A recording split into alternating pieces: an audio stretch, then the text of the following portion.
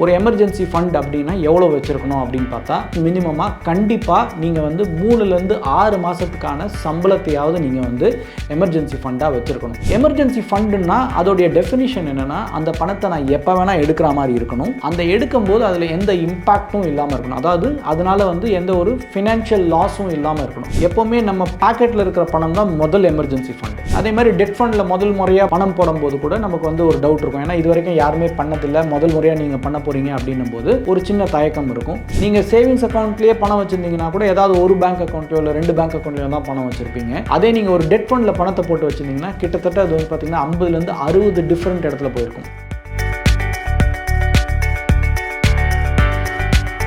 SME intellect வியாபாரிகளின் நண்பன். வியாபார கடனுக்கு சொத்து அடமானம் தேவையில்லை. மார்க்கெட் வட்டியில் பாதி மட்டுமே. பிடித்தமில்லாத முழு கடன் வசதி. தொடர்புக்கு 9884400634 9600522282. வெல்த் கேஃபே நேயர்களுக்கு வணக்கம். உங்கள் சுந்தர், மியூச்சுவல் ஃபண்ட் டிஸ்ட்ரிபியூட்டர். வாழ்க்கையில் எமர்ஜென்சி வந்ததுன்னா என்ன பண்ணணும் அப்படின்ற கேள்விக்கு பல பேர்கிட்ட பதில் கிடையாது. எமர்ஜென்சி வந்தால் எமர்ஜென்சி வருமா வராதான்னு தெரியாது. ஆனால் இன்வேரியபிளி எல்லாருக்குமே வந்து எப்பாவது வந்து ஒரு எமர்ஜென்சி தேவைகள் இருந்துக்கிட்டே தான் இருக்கும். அப்போ இந்த எமர்ஜென்சி வந்தால் என்ன பண்ணணும், அதுக்கப்புறமா இந்த எமர்ஜென்சி ஃபண்டு எந்த அளவு இருக்கணும், அதுக்கப்புறம் இந்த ஃபண்டை நம்ம எங்கே வச்சிருக்கலாம் அப்படின்றத தான் வந்து நம்ம இந்த வீடியோவில் பார்க்க போகிறோம். ஸோ இந்த எமர்ஜென்சி அப்படின்னாலே நமக்கு தெரியும், நம்ம எதிர்பாராமல் வர விஷயங்கள். இது மட்டும் இல்லாமல் எதிர்பார்த்து வர விஷயங்களும் இருக்குது. அதாவது ஷெட்யூல்டு எக்ஸ்பென்ஸ்னு சொல்லுவோம். இன்னொன்று வந்து பார்த்தீங்கன்னா அன்ஷெட்யூல்டு எக்ஸ்பென்ஸ். ஷெட்யூல்டு எக்ஸ்பென்ஸ்ன்றது வந்து பார்த்தீங்கன்னா நம்ம வந்து ஸ்கூல் ஃபீஸ் கட்டுறதா இருக்கலாம், இல்லை வந்து இன்சூரன்ஸ் ப்ரீமியம் கட்டுறதா இருக்கலாம், இல்லை வருஷத்துக்கு ஒரு ட்ராவல் போகிறதா இருக்கலாம். இதெல்லாம் வந்து பார்த்திங்கன்னா நம்ம ஆரம்பத்திலே வந்து ஒரு முடிவு எடுத்திருப்போம். இது வந்து ஷெட்யூல்டு எக்ஸ்பென்சஸ். அடுத்து அன்ஷெட்யூல்டு எக்ஸ்பென்ஸ்ன்றது வந்து பார்த்திங்கன்னா யாருக்காவது உடம்பு சரியில்லாமல் போகலாம். அண்ட் இன்னொன்று வந்து பார்த்திங்கன்னா இன்றைக்கி இருக்கிற காலகட்டத்தில் இந்த பிரேக் இன் எம்ப்ளாய்மெண்ட் வந்து பார்த்திங்கன்னா ரொம்ப சாதாரணமான ஒரு விஷயம். ஒரு 30 வருஷத்துக்கு முன்னாடி இப்போ எங்கள் அப்பா இருந்த காலத்துலலாம் வந்து பார்த்திங்கன்னா ஒரு வேலையில் சேர்ந்தாருன்னா அந்த வேலையிலேருந்து தான் ரிட்டையர் ஆனார். ஆனால் இன்றைக்கி அந்த சூழ்நிலை இல்லைன்றது நம்ம எல்லாருக்குமே தெரியும். இப்போ நிறைய பேருக்கு வந்து பார்த்தீங்கன்னா ஒரு 30 வருஷ வேலையோட கெரியரில் வந்து பார்த்தீங்கன்னா 3 வாட்டி 4 வாட்டி வேலை போகிறது, ஒரு 2 மாதம் 3 மாதம் வேலை இல்லாமல் இருக்கிறதுன்றது வந்து பார்த்தீங்கன்னா ரொம்ப நார்மல். அப்போ இந்த மாதிரி ரிஸ்க் இருக்குன்னா அந்த ரிஸ்க்கு நம்ம வந்து தயாராகிருக்கணும். ஸோ ஒன்று இந்த எதிர்பாராமல் ஏற்படுற ஜாப் லாஸஸ், அதுக்கப்புறமா யாருக்காவது உடம்பு சரியில்லாமல் போகலாம், இல்லை ஃபேமிலியிலே திடீர்னு யாருக்காவது வந்து நல்ல விஷயங்களோ இல்லை கெட்ட விஷயமோ ஏதாவது நடக்கலாம்.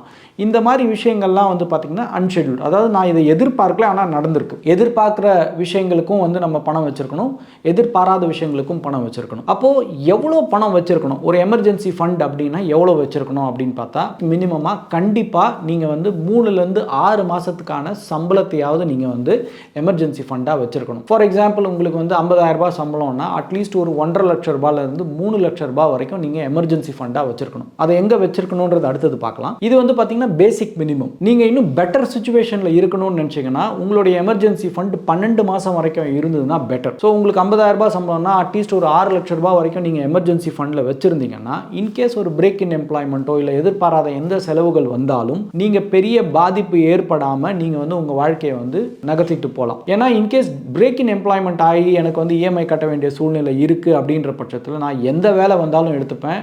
போன கம்பெனியில் கிடைச்ச சம்பளத்தை விட கம்மியான சம்பளம் வந்தால் கூட நான் எடுத்துப்பேன். ஏன்னா எனக்கு அடுத்த மாதத்துக்கு வேண்டிய பணம் வந்து எனக்கு ரொம்ப முக்கியம். ஸோ இந்த மாதிரி நிர்பந்தத்துக்குள்ளே நம்ம தள்ளும் போது சம்டைம்ஸ் நம்ம வந்து தப்பான வேலையை கூட நம்ம தேர்ந்தெடுத்துருவோம். ஏன்னா நம்மளுடைய ஃபினான்ஷியல் நீடு வந்து அந்த மாதிரி ஒரு இக்கட்டான சூழ்நிலையில் இருக்கும். ஸோ அப்போ 12 மாதம் வரைக்கும் இருந்ததுன்னா பெட்டர். மினிமம் 3 மாதமாவது வச்சுருந்ததுன்னா at least it is better than nothing அப்படின்ற ஒரு சிச்சுவேஷனில் தான் இருக்கும். ஸோ இப்போ இந்த எமர்ஜென்சி ஃபண்ட் எவ்வளோ சேர்க்கணுன்றதை நம்ம சொல்லிட்டோம். இப்போ இதை எங்கே சேர்க்கலாம் அப்படின்றது அடுத்து பார்க்கலாம். நிறைய பேர் வந்து பார்த்தீங்கன்னா என்ன பண்ணுறாங்கன்னா எமர்ஜென்சி ஃபண்ட் அப்படின்னாலே நிறைய பேர் பண்ணுறது வந்து ப்ரிடாமினண்ட்டாக ஒரு எஃப்டிலையோ இல்லை ஒரு ஆர்டி அந்த மாதிரி ஒரு இடத்துல தான் வந்து வச்சிருக்காங்க. இது ரைட்டான்னு கேட்டால் ஓரளவுக்கு ரைட்டு தான். ஆனால் எமர்ஜென்சி ஃபண்டுன்னா அதோடைய டெஃபினிஷன் என்னன்னா அந்த பணத்தை நான் எப்போ வேணால் எடுக்கிற மாதிரி இருக்கணும். அந்த எடுக்கும்போது அதில் எந்த இம்பாக்டும் இல்லாமல் இருக்கணும். அதாவது அதனால வந்து எந்த ஒரு ஃபினான்ஷியல் லாஸும் இல்லாமல் இருக்கணும். அதுதான் எமர்ஜென்சி ஃபண்டோட முக்கிய அப்ஜெக்டிவ். அப்போது நான் ஒரு எஃப்டியில் பணம் வச்சிருக்கேன்னா கண்டிப்பாக எடுக்க முடியும் எப்போ வேணா. ஆனால் எடுக்கும்போது சில பெனல்ட்டி வரும். சில பேர் என்ன பண்ணுவாங்கன்னா ஐயோ பெனல்ட்டி வருதுன்ற ஒரே காரணத்துக்காக சேவிங்ஸ் அக்கௌண்ட்லேயே பணத்தை வச்சிருக்கிறவங்களும் இருக்காங்க. ஸோ அதனால சேவிங்ஸ் அக்கௌண்ட்லையும் பணம் வச்சிருக்கலாம், எஃப்டிலையும் வச்சிருக்கலாம். சேவிங்ஸ் அக்கௌண்ட்லேருந்து பணம் எடுக்கும்போது நமக்கு பெனல்ட்டி கிடையாது. ஆனால் எஃப்டியில் இருந்தோ இல்லை ஒரு ஆர்டியோ பிரேக் பண்ணும்போது நமக்கு வந்து பெனல்ட்டி உண்டு, ப்ளஸ் நம்ம எதிர்பார்த்த இன்ட்ரெஸ்ட்டும் கிடைக்காது. அப்போ இதுக்கு பதிலாக ஏதாவது பெட்டர் ஆப்ஷன் இருக்கா அப்படின்னு கேட்டிங்கன்னா கண்டிப்பாக வந்து இந்த டெட் டெட் ஃபண்ட்ஸ்னு சொல்லுவாங்க, இல்லை லிக்விட் ஃபண்ட்ஸ்னு சொல்லுவாங்க. இது வந்து மியூச்சுவல் ஃபண்ட்ஸில் இருக்கிற ஒரு ஸ்கீம் இது. இதில் வந்து பார்த்தீங்கன்னா உங்களுக்கு கேபிட்டலில் ரிஸ்க் இருக்காது. நீங்கள் எப்போ வேணால் இதை எடுக்கலாம். எப்போ வேணால் எடுக்கலாம்னா நீங்கள் வந்து இன்னைக்கு பணம் வேணும்னு கேட்டிங்கன்னா அடுத்த நாள் உங்களுக்கு பணம் கிடச்சிரும். ஸோ அப்போது ஆல்மோஸ்ட் எப்போ வேணால் எடுக்கிற மாதிரி தான். அதே மாதிரி இன்ட்ரெஸ்ட் ரேட் வந்து பார்த்தீங்கன்னா சேவிங்ஸ் அக்கௌண்ட்டை விட ஆல்மோஸ்ட் வந்து டபுள் இருக்கும். ஸோ இப்போ சேவிங்ஸ் அக்கௌண்ட்டில் 3-3% ரிட்டர்ன் கிடைக்குதுன்னா உங்களுக்கு டெட் ஃபண்டில் வந்து பார்த்தீங்கன்னா 6-6.5% வரைக்கும், இல்லை சம்டைம்ஸ் 7% வரைக்கும் கூட கிடைக்கும். Almost FD equivalent return. ஆனால் சேவிங்ஸ் அக்கௌண்ட்டில் இருக்க மாதிரி உங்களுக்கு வந்து லாக்இன்னோ இல்லை பெனல்ட்டியோ இல்லாத மாதிரி ஒரு கைண்ட் ஆஃப் அ ப்ராடக்ட். இந்தியாவில் வந்து பார்த்தீங்கன்னா இந்த கான்செப்டை வந்து நிறைய பேர் யூஸ் பண்ணுறது கிடையாது. இப்போ தான் அது வந்து கொஞ்சம் கொஞ்சமாக ப்ராப்ளம் ஆகிட்டே வருது. இப்போ நிறைய பேர் வந்து பார்த்தீங்கன்னா ஆரம்பிக்கும் போதே வந்து ஒரு இன்வெஸ்ட்மெண்ட் ஆரம்பிக்கும் போதே அதில் ஒரு தொகையை வந்து ஒரு டெட் ஃபண்ட்லையும் போட ஆரம்பிச்சிடுறாங்க. ஏன்னா அது வந்து ஒன்று லிக்விட் ஃபண்டுக்காகவும், மீனிங் எப்போ வேணால் தேவைப்பட்டால் எடுக்க வேண்டிய எமர்ஜென்சி ஃபண்டாகவும் யூஸ் ஆகும். Plus over period of time அந்த ஃபண்டு ஜாஸ்தியாக அதை இன்வெஸ்ட்மெண்ட்டையும் மாற்றுறதுக்கான வாய்ப்பு இருக்குது. அதே மாதிரி எமர்ஜென்சி ஃபண்டை பொறுத்த வரைக்கும் நீங்கள் எப்படி வச்சிருக்கணும் அப்படின்னு பார்த்தீங்கன்னா எல்லா பணத்தையும் நீங்கள் போய் ஒரு டெட் ஃபண்டில் போட முடியாது. எப்போவுமே நம்ம பாக்கெட்டில் இருக்கிற பணம் தான் முதல் எமர்ஜென்சி ஃபண்ட். இப்போ நம்ம எங்கேயோ நடந்து போயிட்டு இருக்கோம், திடீர்னு நம்ம வந்து கீழே விழுந்துட்டோம் அப்படின்னா அப்போ ஒரு ஆட்டோ பிடிக்கணும்னா கூட நம்ம கையில் இருக்கிற பணம் தான் நமக்கு வந்து உதவும். இன்னைக்கு வந்து அஃப்கோர்ஸ் ஜிபே அந்த மாதிரி நிறைய ஃபெசிலிட்டி வந்தனால சேவிங்ஸ் அக்கௌண்ட்டில் பணம் இருந்தால் கூட நம்ம கேஷ் இல்லாமல் வந்து ஆப்ரேட் பண்ண முடியும். பட் சில இடத்துல இன்றைக்கும் வந்து கேஷ் இருந்தால் தான் நம்ம வந்து சில விஷயத்தை பண்ண முடியும்.